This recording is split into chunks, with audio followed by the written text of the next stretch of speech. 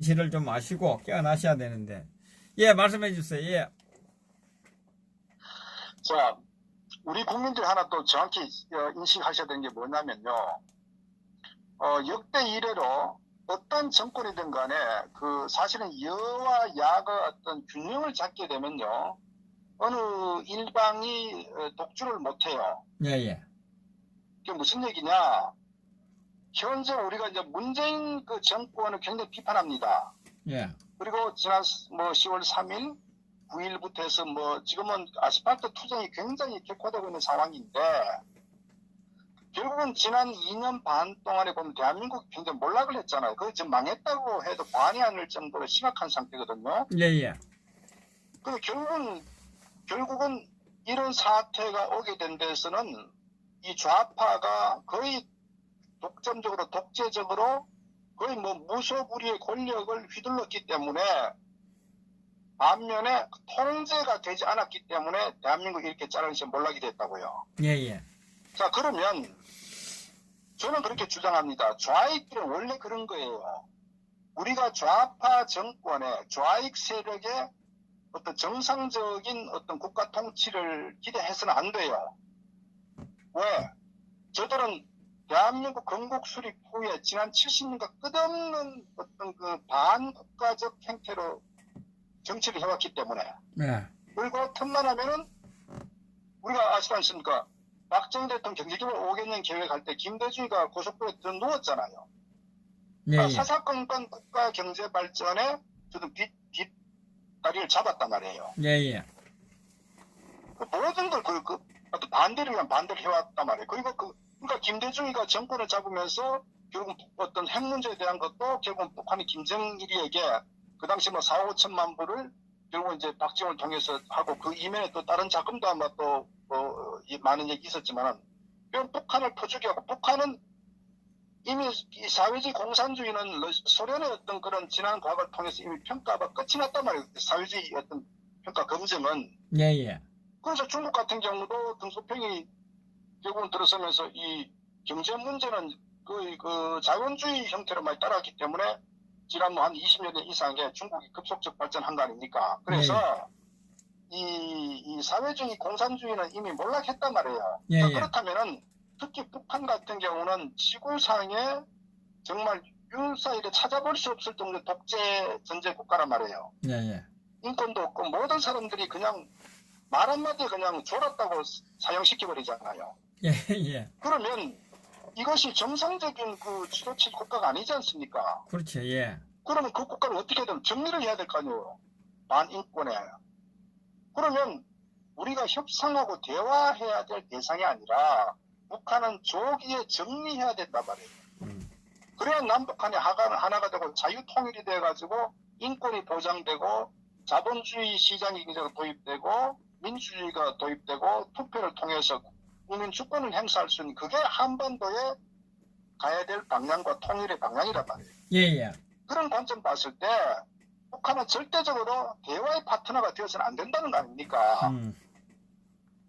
그런데 김대중이가 집권하면서 결국은 그 당시에도 북한 이 자체가 거의 경제가 엉망이 되었고 거의 아사직전 상태였거든. 김정일이가 집권했을 때. 그러면 그때 그냥 강하게 밀어붙였으면은 저 북한 정권은 끝이 났단 말이에요. 그런데 무너졌죠. 김대중이가 결국은 엄청난 지원을 해가지고 김정일의 이 명주를 살려준 거 아닙니까? 그렇죠. 예. 그것이 저는 반역이라고 보는 거예요. 그러니까 만약 저 상대가 민주주의나 어떤 정상적인 어떤 그 통치를 해서 국민의 어떤 그 삶의 어떤 보다 나은 삶을 위해서 국가가 어떤 정도 노력을 한다면 모르겠지만은 철저하게 자신들의 권력을 세습하고 유지하기 위해서 99.99%의 국민들을 결국은 압박했지 않습니까? 그러면 그 정권은 당연히 끝이 나야 된다고. 그럼에도 불구하고 결국 김대중이가 주장하는 어떤 그런 남북 간 평화라고 하죠. 그 평화의 실체는 북한의 사회주의를 포기하지 않고 공산주의를 포기하지 않고 독재를 포기하지 않는 이 정권을 결국은 하나의 대화 파트너로서 인정하고 더더구나 핵을 개발해서 남한을 위협해서 어떤 적화하려고 이런 그 불변의 어떤 그 정치 노선을 있음에도 불구하고 거기다가 비자금을 엄청난 국민의 세금을 들여댔다. 이것은 반영행위 아니겠어요? 예.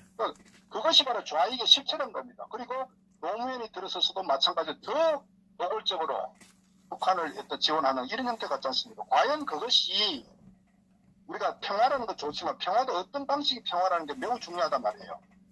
자유통일, 민주주의, 인권 이것이 우리 이 한반도가 지향해야 될 것이고 또 우리 대한민국 사회가 북한을 바라보면서 통일의 노선이 그게 핵심인데 그게 반하게 북한의 사회주의를 인정하는 북한 정권을 인정하는 이것은 대단히 잘못됐지 않습니까? 예. 그것을 노무현이 했었고 노무현이 하다가 실패했는데 지금 현재 문재인이가 집권하면서 그걸 더 노골적으로 이제는 완전 대한민국의 이 자본주의 이념 자체를 완전히 숨통을 끊어버리고 북한식 이 사회주의화에 굉장히 저는 동조하고 어떻게 보면은 대한민국 몰락하는 이 상황에 오게 된 이 부분에 대해서 국민들이 그냥 명목적 이 한반도에 평화가 온다. 이건 착각이죠. 굉장히 잘못됐거든요. 그렇기 때문에 좌익들은 그러한 생각 끝으로 해왔단 말이에요. 예. 자, 그러면 지금까지 김대중이나 노무현이가 그렇게 어떤 노선 자체를 이념적으로 좌익화 갔음에도 불구하고 성공하지 못했던 건 뭐냐?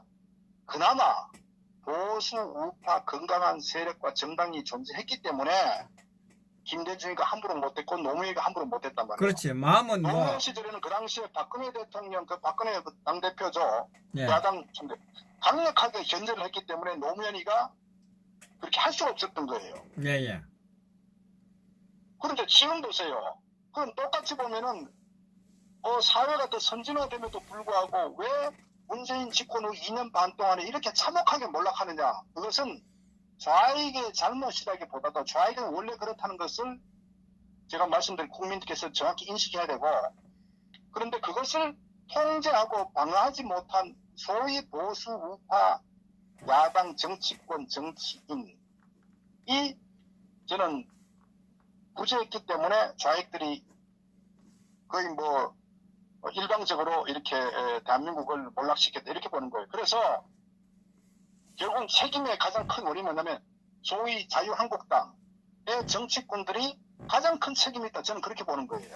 저도 뭐 그보다 더 책임이 이 나라를 이지게 만든 것은 자유한국당이다 이렇게 말씀을 드리고 싶습니다. 그러니까 보십시오. 말씀드렸다시피 우리가 정상적인 정권 선거를 통한 정권 교체를 통해 그게 예를 들어서 그게 뭐 좌파가 집권하든 우파가 집권하든 하더라도 거의 몇 % 아닌 정도로 이게 이제 그 선거 결과가 나게 되거든요. 예.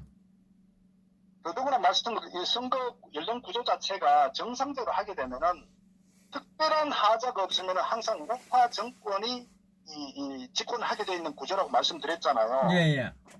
그런데 그걸 넘겨줬단 말이에요.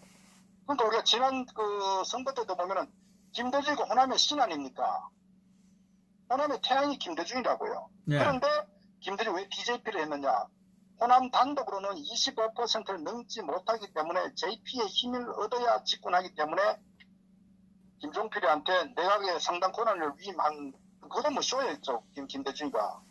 그래서 DJP에서 가까스로 한 거 아닙니까? 예. 그러니까 정상적으로는 좌파가 집권을 못해요. 저는 그래. 김대중 전후로 아마 호남에서 김대중만큼 아마 그 태양처럼 빠뜨는 인물이 나오기에 저는 없다고 봅니다. 그만큼 호남 출신들의 정권을 잡는 게 어렵단 말이야. 대한민국 지형하에서. 그러니까 사실 지난번에 저 노무현이 올 때도 거의 안 되는데도 사실 뭐 정몽주나 등등 정치 사건 때문에 어부지를 넘어갔는데 그러니까 제가 드린 말씀은 정상적으로 하면은 좌파가 집권하기 어려운 대한민국의 지형 풍토다 이것을 말씀드리기 때문에 그럼에도 불구하고 왜 이렇게 됩니까? 결국은 지난 탄핵 때 이 사건만 없었으면 절대적으로 좌파가 집권하지 못했을 것이다. 그리고 만에 하나 집권을 하더라도 아슬아슬한 표차로 집권했을 것이다. 그러면 그렇게 정상적 선거를 통해 집권을 했을 경우에 절대적으로 이 문재인이나 좌파 세력이 함부로 못했다. 왜? 현재는 50%의 어떤 국민들이 강력하게 반대하고 정상적 어떤 그 정당 우리가 유지했었다면은 저희들 함부로 못한다고요. 예, 예. 그래서 결국 이 2년 반 만에 이런 몰락에 대한 것도 가장 큰 책임은 자유한국당의 탄핵을 주도한 세력들이 가장 큰 정치적 책임이 있다. 이게 첫 번째고, 두 번째로는 그 이후에 이 좌파 정권이 일방적으로 대한민국을 완전 국격을 몰락시키는 안보든 국방이든 외교든 경제든 모든 사회 전반적으로 몰락시켜버렸잖아요. 예. 참혹할 정도로. 근데 여기에 결국 지난 2년 반 동안에 소위 보수 정당이라고 표방하는 자유한국당은 무엇을 했느냐 보십시오. 그래서 우리가 지난 선거에도 완패를 했을 뿐만 아니라 그 당시에 결국은 어떤 이 정치 세력들이 견제를 해야 되거든, 투쟁을 해야 되거든요. 야당은 투쟁하는 겁니다, 원래. 예, 예. 투쟁을 하는데 방법은 원내 투쟁과 원외 투쟁이 있는데 상대 어떤 이 국가가 잘못되는 방향 가게 되면 강력하게 투쟁을 전개하거든요. 예. 좌파 보십시오. 지난 박 대통령 집권했을 때 첫 번째 터치했는데 국정원 댓글 사건으로 정말 1년 내내 걔들을 완전히 울어먹었다고요. 예. 기억할 겁니다. 그리고 또 세월호 사건 터지면서 천목체가 그 정치대로 계속 나라를 엉망으로 만들었죠. 예. 그리고 그 당시에 박근혜 대통령 집권할 때 4대 개혁이 굉장히 중요한 사회적 이슈였다. 국가 아젠다가. 예. 공무원 연금 개혁도 너무너무 중요했단 말이에요. 이게 공무원 연금 개혁을 하지 않으면은 대한민국 미래가 완전히 거들나기 때문에 그 다음에 노동법 개혁을 해야 되는데 민주노총에 대한 이 문제를 바로잡자면 국가 이 경제 근간이 흔들린단 말이에요. 기반이 없기 때문에 노동법 개혁도 매우 중요한 과제로 삼았지 않습니까? 예. 그다음 서비스 발전법도 있었고요. 그러니까 그 당시에 좌파들은요 사사건과 뒷다리 잡아 절대 못하게 막았어요. 맞습니다. 그것이 좌파들의 실체거든요. 예. 그런데 그렇게 쭉 해왔는데 결국은 이 좌파들은 틈만 하면은 어떤 상대의 약점을 잡아가지고 무참하게 끈질기게 이렇게 전국을 혼란스럽게 만드는 게 저 좌파들의 실체였다고 지금 박근혜 정부 때도 지난 시간 보면은. 예. 그런데 탄핵 같은 경우도 사실 전혀 탄핵 이슈가 되지도 않은 상황에 불구하고 이 최순실 사건이라는 거 리침소 공개하고 없는 사건 만들어가지고 나라를 총들이째 쟤들은 그렇게 흔들었다고요. 예. 그것이 좌익의 실체거든요. 예. 근데 어째 거기에 결국 이 정치적 목적을 가지고 소위 반기문 들어서 가지고 이 이원집 정부제 갖고 정권을 자기들을 만들려고 내각제 하려고 예. 그거 이명박 세력들하고 저 충청권의 정진석, 정문택 이런 세력들 이박들하고 가져왔고 이건 탄핵을 시킨 거 아닙니까? 예. 그러면 결국 이들이 뭐냐면요 반드시 용서해서는 안 되는 거예요. 그러니까 불법적인 어떤 정권을 탈취하는데 적과 함께 도침을 냈기 때문에 용서할 수 없는 영모요 내란이기 때문에 용서하면 안 된다 정치적으로. 두 번째 그 이후에 나라가 몰락하는 과정에 이들은 침묵을 지켰답니다. 그리고 저는 제가 비판하는 거는 결국 이제 원내대표거든요. 김성태는 사실은 지략도 없을 뿐만 아니라 사실은 사람 무식한 사람 아닙니까? 예. 그러니까 김성태가 원내대표를 하면서 결국은 거의 무풍지대로 거의 춤을 춘 거 아닙니까?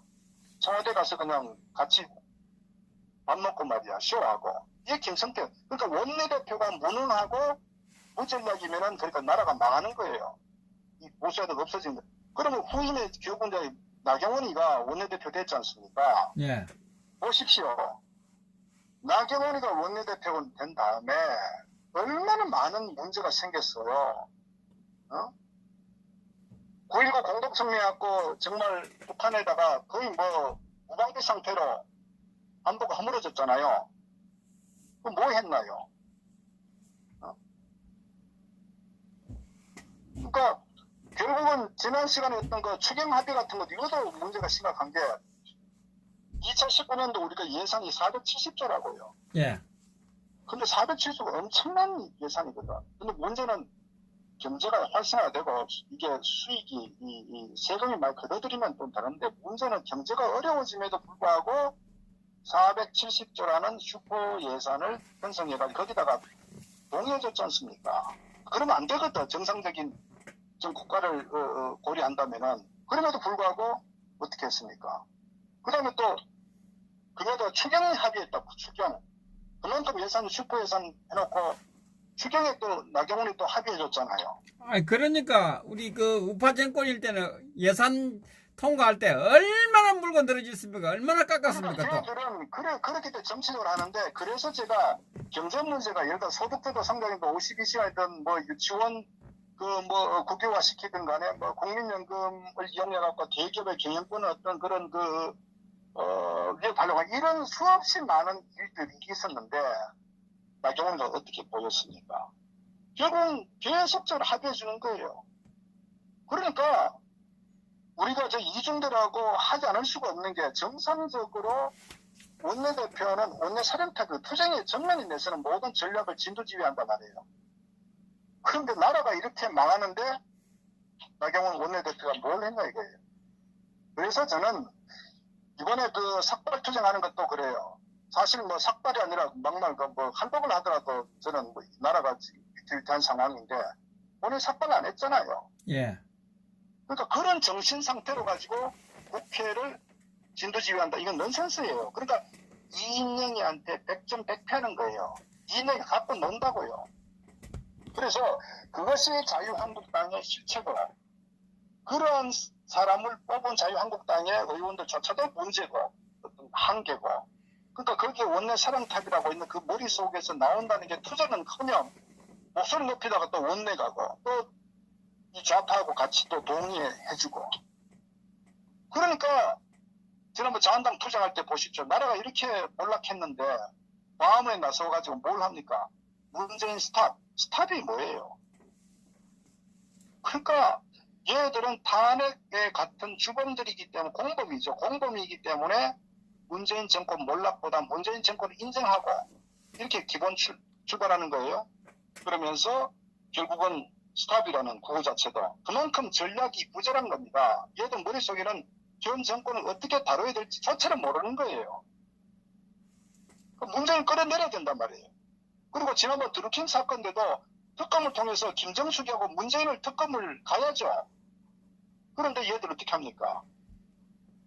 그러니까 머릿속에 도대체 문재인 정권에 대한 투쟁을 어떻게 하든 그 개념 자체가 서 있지 않다는 얘기라고. 그리고 또 한번 보십시오. 지난번 5.18 국회에서 사건 때도 이종명을 제명시켰죠.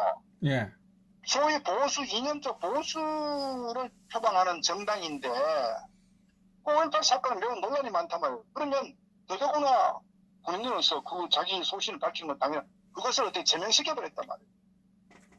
그러니까 우파 정당, 어떤 그 보수 우파 이념을 더 확실히 가져야 됨에도 불구하고 좌파 언론이 공격하면은 거기에다가 편승해가지고 자당 의원들을 분리회부해서 제명시키는, 이것이 무슨 보수 우파 정당입니까? 그리고 설상도 그렇다 하더라도 강력하게 안 된다고 주장을 해야죠. 자기 자당 의원을 보호해야죠.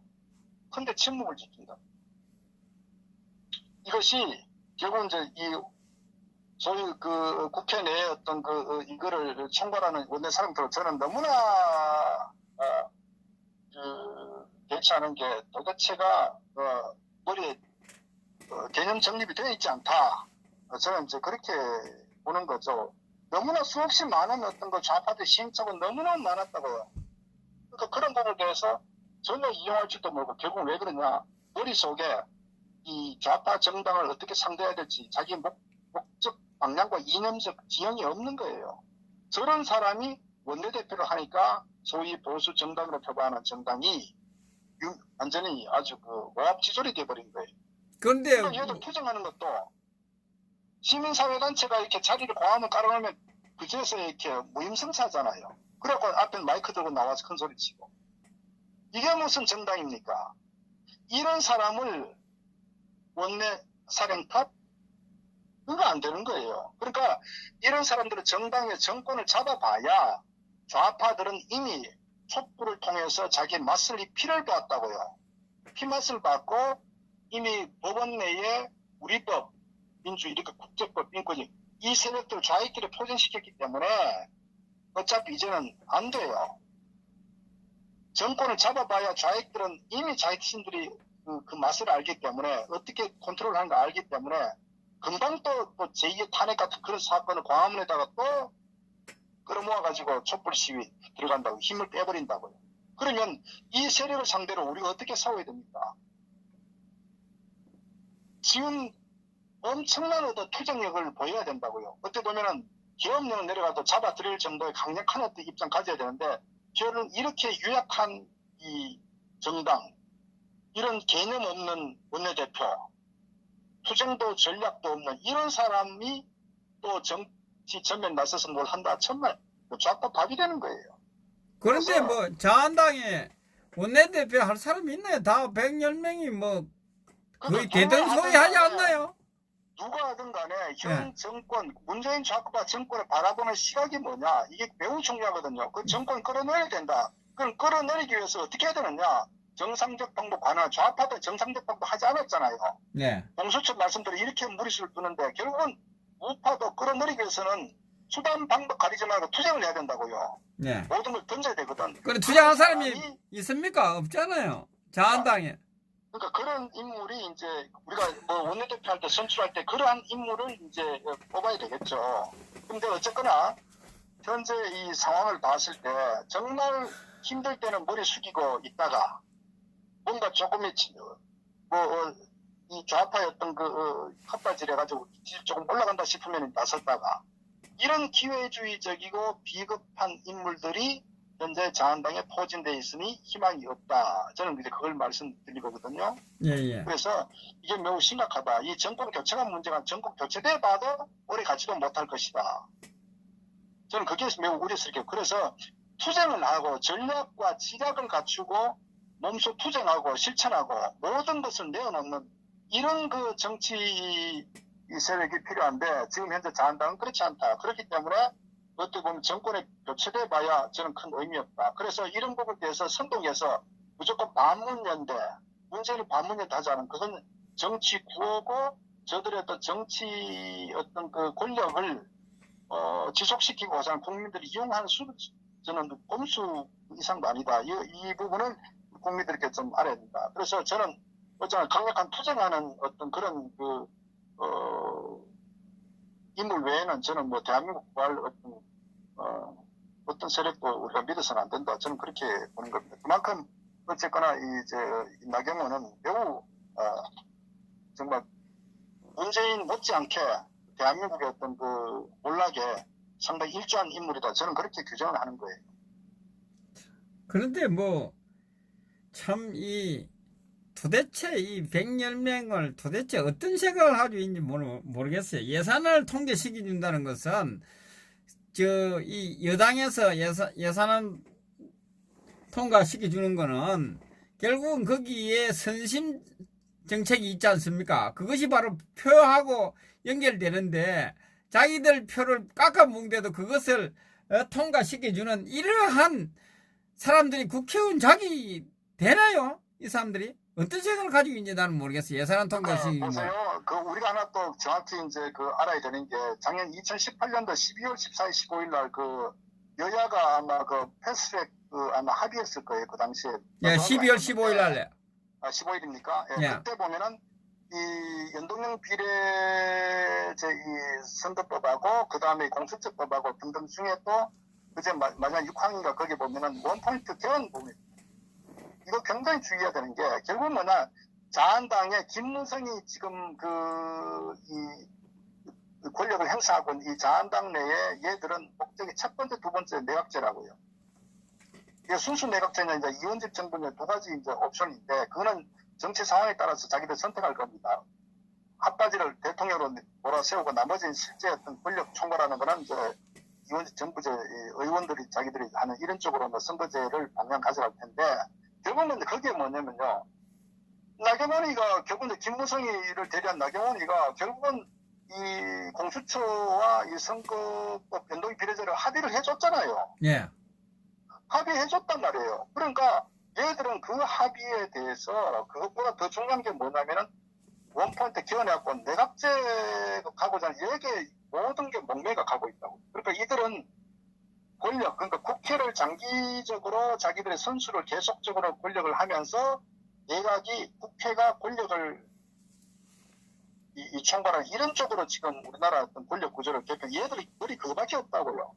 그러니까 결국 내각제를 하고자 하는 사람들이 탄핵 세력 아닙니까? 그러니까 결국 다 그렇죠. 그 말씀대로 아까도 말씀드렸다시피 결국은 탄핵에 있어서 가장 핵심이 뭐냐면은 이명박계는 이명박이가 퇴임을 했지만은 권력을 향유를 하기 위해서 자기들 개파 의원들을 내세워가지고 이제 반기문을 내세워가지고 이원지정부제를 하고자 하는 게 이명박의 저는 핵심적인 어떤 의도였다고 보고요. 그래서 거기에 반기문을 지지하는 충청 세력들, 정진석, 정우택 얘들이 결국 같이 동조해가지고 근데 그 당시에 박근혜 대통령이 가장 싫어했던 게 개헌이었거든요. 왜? 개헌은 블랙홀이다. 결국은 우리가 사회개혁, 4대 개혁을 추구하는데 이 개헌이 이슈가 되면은 모든 이슈를 블랙홀 빨아들이기 때문에 나라가 결단난다. 그래서 개헌 안 된다. 이게 박근혜 대통령의 원칙이었단 말이에요. 국가를 위해서. 그런데 이 정치꾼들은 그것이 아니라 국가가 망하더라도 자기 권력 구조를 개편해가지고 권력을 지속시키는 게 얘들이 어떤 목적이었기 때문에 거기에 반대하는 박근혜 대통령 끌어내려야 되는 거예요. 그래서 거기에 결국은 김무성, 박지원 이런 애들이 결국은 합의해가지고 탄핵을 시킨 그 정치적 배경이 또 있는 부분이다. 우리 박사님 말씀드리면 탄핵이 또 이 강화문 촛불에 겁을 먹어가지고 탄핵을 찬성했다는데 계획적인 그죠? 그러네. 그건 넌센스죠. 그것 부분도 저 신들은 뭐냐면은 박근혜 대통령 끌어내리는데 네. 저들은 뒤에서는 정치꾼들이 정치적 의도를 가지고 계속적으로 이게 이 부채를 이 기름에 불을 붓고 그 행동대원들 민주노총의 행동대원들이 광화문에 자리를 잡고 그 어리석은 국민들이 거기에 동조하고 그래서 그 부분에 그 홍석현이가 결국은 뭐 태블릿 PC 이 스토리도 나오겠지만은 저는 개인적으로 결국은 그 얘기는 김한수가 태블릿 PC를 홍정독이 던게 홍정도가 저 아버지 던게 홍석현이가 결국은 손석희한테 오다 줘가 이렇게 끌고 나간 거 결국은 그게 뭐 홍석현과 의원 내각제 세력이란 말이에요. 저게 박지원 전체적으로. 그래서 저는 개인적으로 여기에 정치적 의도는 의원 내각제, 이원 집정부제를 하고자 하는 그 정치 세력들이 핵심적으로 뒤에 컨트롤하고 네. 그리고 그 이면에 민주노총은 어쨌거나 이 정권을 끌어내려야 되기 때문에 행동하는 이 북한과 연계된 이 세력들 복합적으로 얽혀가지고 결국은 대통령 끌어내린 거 아닙니까? 그런데 정리하면은 그렇게 보는 거예요. 그래서 이들은 반역이고 반란이었다. 그런데 좌익들은 원래 그렇다고 저는 보는 거예요. 왜? 말씀드렸다시피 국정원 댓글 사건 때부터 말도 안 되는 거를 막 국정원 직원을 막 감금해가지고 막 쇼했죠. 그 다음에 이 세월호 사건 가지고 정치적으로 이용해갖고 정말 난장판 만들었죠. 이런 거 좌익들이 원래 그런 거예요. 그런데 결국은 뭐냐면은 여기 핵심적인 어떤 정말 트리거 역할을 한 거는 이 김무성이나 유승민의 이 정치 세력들, 내각자고자 이 세력들을 동조한 이 부분들이 결국은 좌익 세력들과 같이 손을 잡고 박지원 같은 손 잡고 결국은 이제 이 정치적으로 탄핵을 시킨 거 아닙니까? 결국은 지금 김무성이나 유승민은 좌익 세력이네요. 그러니까 저것들은 저는요 옛날로 따지면 아주 영모고 내랑이 때문에 능지처참해야 될 대상이라고 봅니다. 단순하게 저는 사실 한마디 합니다. 현재 탄핵시킨 세력에 대해서 뭐 탄핵 5적 7적 어떻게 하는 저는요. 네. 뭐 어떤 분들은 아유 다음부터 선거에 안 나가도록 천만에요. 저 세력들은 능지처참해야 됩니다. 왜? 국가를 부도를 냈고 국가 말짱한 권력을 끌어내렸기 때문에 반역 세력이라고요. 근데 어찌 그들을 단순히 선거에 출마만 하지 않으면 오케이 천만에 저는 절대로 용납하면 안 된다고 봐요. 저거는 정말 우리가 시계를 100년만 거꾸로 돌려도 마음의 효수를 시킵니다. 산족을 멸한다고요. 왜? 그렇게 해야 그 다음부터 최소한도 이런 일이 되풀이 되지 않단 말이에요. 그런데 그런 영모와 반란과 정치적 의도를 가지고 정권을 끌어내렸단 말이에요. 그런데 그것을 단순하게 지나간다. 이게 어떻게 국가고 이게 어떤 선진국 갈 수 있습니까? 그래서 이런 부분에 대해서 단순히 용서하면은 잘못했다고 사과하면 용서 천만에 이건 그렇게 될 일이 아니에요. 이것은 공감합니다. 그 부분을 공감합니다. 63명은 절대 용서만 그 주동자들은요 반드시 저는 처형했다고 보는 거예요, 저는. 왜? 내란죄가 다른 게 내란죄입니까? 그리고 이 부분에 대해서 그게 직접 가담한 63명은요, 반드시 책임을 물어야 돼요. 이걸 간단하게 생각하면 안 돼요.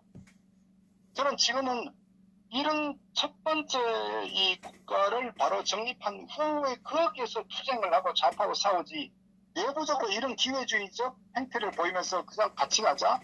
그냥 문제는 문제니까 천만에요. 그렇게 하면 문재인을 끌어내린 후에도 결국 백전백패한다고요. 이것은 외국에 봤을 때 분명히 이것은 반란이었고 내란이었고 이거는 정상적 어떤 그 민주주의 국가에서 있을 수 없는 어떤 사건이 발생했지 않습니까? 그러면 외국의 선진국에 봤을 때 대한민국의 이런 이 몰락 사태를 봤을 때 이걸 정상국가로 인정하지 않는다고요. 그러니까 우리 국민들이 외국의 어떤 시각에서 바라볼 때 이걸 어떻게 수습하느냐 매우 중요한 저는 어떤 그 선진 의식의 저는 하나의 바로미터가 될 수도 있다. 저는 그렇게 또 판단하는 거예요. 그래서 이 사건은 단순하게 정치꾼들이 이게 뭐 사과하며 용서하자 천만에 저는 그렇게 될 사건은 아니라고 봅니다.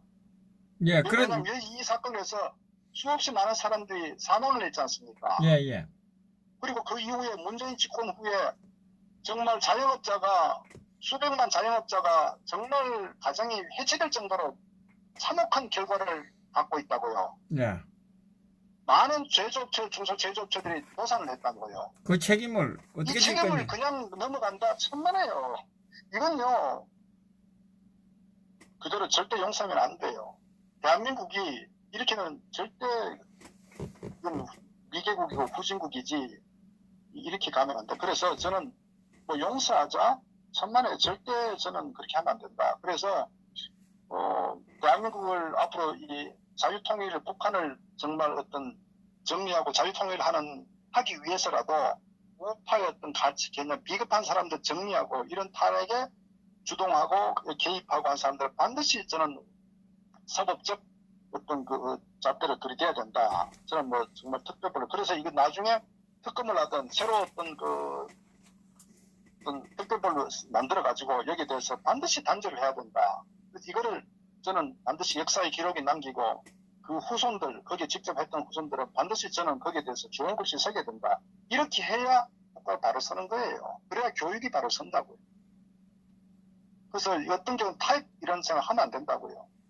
우리가 잘못된 거에 대해서는 타입하면 안 돼요. 그거는 법치국가 아니죠. 그래서 저는 국민들이 이 사태를 너무 안하게 보면 안 된다. 어쨌든 가해자와 피해자가 아무런 어떤 절차적인 어떤 그런 반조도 없이 그냥 함께 같이 한다. 이거는 국가가 아니죠. 사회가 아니고.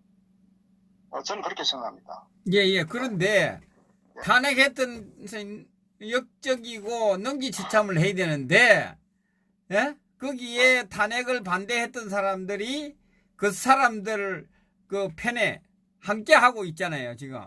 예? 탄핵 세력화 되고 있잖아요. 지금 사례화가 됐어요, 지금요. 탄핵 반대했는 사람들이 역적이고 능지처참해야 되는데 그거 함께 하고 2년 반을 지금 같이 있잖아요. 이거 어떻게 생각하세요?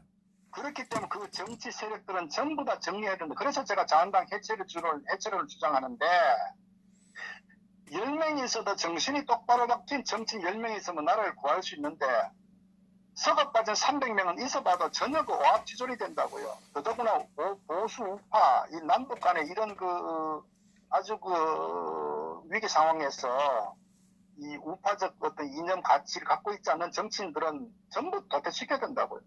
더더구나 이런 비겁한 사람들이 있는데 어려울 때 자기 목숨 던지고 나와야 되는데 어려울 때는 전 머리 숙이고 있다가 이제 나와서 마이크 들고 웃기는 거 아니에요? 그러니까 그리고 피해자가 엄청나게 지금 많은 분들이 구속돼가 적폐라는 미명하에 구속돼가지고 정말 인생이 송두리째 지금 날아갔는데 거기에 동조한 주역 세력들이 두 다리 떼고 잠을 잔다? 이게 국가입니까? 이건 아니죠. 그래서 저는 이런 부분에 대해서 국민들께서 정말 개돼지 소리 듣지 않으려면은 잘못한 부분에 대해서는 분명히 단죄를 해야 된다고요. 그것이 법치국가 아닙니까? 그런데 그냥 과거니까 묻고 가자. 천만에. 지금도 수없이 많은 분들이 교도소에 있잖아요. 그건 잘못됐고. 이런 문제가 원칙대로 바로 잡히지 않고 어떻게 국가라고 할 수 있겠어요. 저는 그래서 이거는 사사로운 어떤 감성과 어떤 뭐 그런 측면이 아니라 대한민국에 존속하기 위해서도 이런 부분을 명확하게 반드시 밝혀가지고 거기에 합당한 대가를 반드시 치르게 만들어야 된다. 저는 그렇게 생각합니다. 예. 박 대통령 명예도 회복된다고.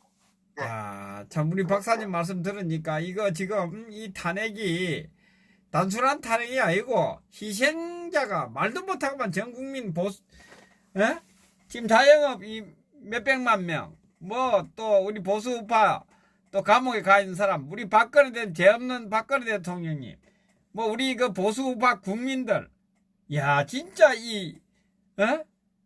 역적이고 능지처참 해야 되네. 보니까 탄핵 세력은 이게 지금 이걸요. 예? 제가 한마디만 더 어느 정도 심각한 덧붙이냐면 박 대통령이 탄핵당하지 않았으면요.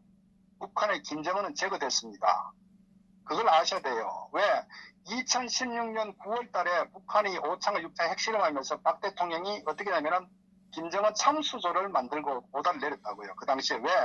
우리가 남북 간에 공존한다는 어떤 처음에 평화적인 어쨌든 방법으로 이제 그 노선을 가졌는데 계속적으로 핵실험하고 미사일 발사하기 때문에 더 이상 김정은은 하나의 우리가 함께해야 될 대상 아닐까 해서 정부 정책을 완전히 이제 바꿨지 않습니까? 그리고 네. 북한 주민들에게 넘어와라. 우리가 다 포용하겠다. 그리고 북한 관료들까지도 우리가 포용한다고 발표를 했다고요. 예. 그리고 김정은 참수조를 만들었다. 그러니까 김정은은 국제적으로 굉장히 고립됐었고 완전히 정말 미국은 그 당시에는 만약 박근혜 대통령이 계속적으로 재임 중이었다면 아마 트럼프가 집권하면서 거의 아마 김정은 목을 아마 숨통 끊었을 거예요. 그러면 지금 문제에 핵체를 이렇게 나오지도 않았습니다. 그럼 남북 간 관계도 벌써 어떤 결단이 났다고요. 그런데 결국은 이 탄핵 사태의 연장 후폭풍은 김정은은 멀쩡하게 만들고 핵을 수백 개 100개 이상의 지금 아마 핵을 보유할 정도로 만들고 뭐 SLBM부터 해서 미사일 발사까지 엄청난 어떤 기술적인 진전을 이루도록 했기 때문에 대한민국 내 문제뿐만 아니라 국제관계에 있어서 이 남북관계 어떤 정말 자유통일할 수 있는 김정은을 제거할 수 있는 기회까지도 놓쳐버렸다고요. 그러니까 이야, 이것은요 이거. 도저히 용서할 수 없는 너무나 큰 죄를 저질렀다는 것을 우리가 알아야 되고 이 탄핵의 이 후폭풍 후과는 우리가 상상 못할 정도의 많은 국민들이 고통과 북한의 어떤 주민들까지도 고통이 몰아넣는 상상 못할 어떤 그런 큰 데미지가 왔다는 것을 명심해야 되기 때문에 그래서 이 문제는 단순하게 절대적으로 쉽게 넘어가서는 안 된다. 저는 그걸 주장하는 겁니다. 예. 예, 수고하셨습니다. 네. 자, 이 부분은 정말 우리 김동수 박사님 말씀 듣기 전에는 탄핵 배신자다 이렇게 했는데 그게 아니라 역적이네. 이 나라를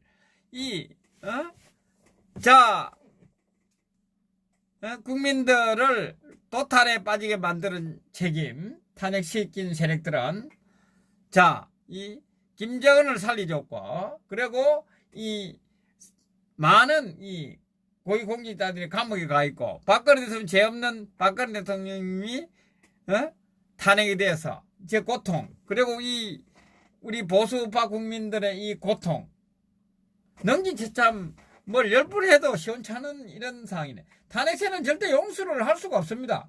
자, 이 편집을 해서 제가 올려놨겠습니다. 이거는 다 국민들이 다 보셔야 되겠어. 오늘 정말 중요한 것을 짚어주신 김덕수 박사님께 박수를 보내주시기 바랍니다. 자, 탄핵 세력은 용서할 수 없습니다. 아무리 사과를 해도 오늘부로 저는 또 생각을 바꾸겠습니다. 아무리 용서를 해도 절대 용서를 하지 않겠습니다. 여러분들 공감하십니까?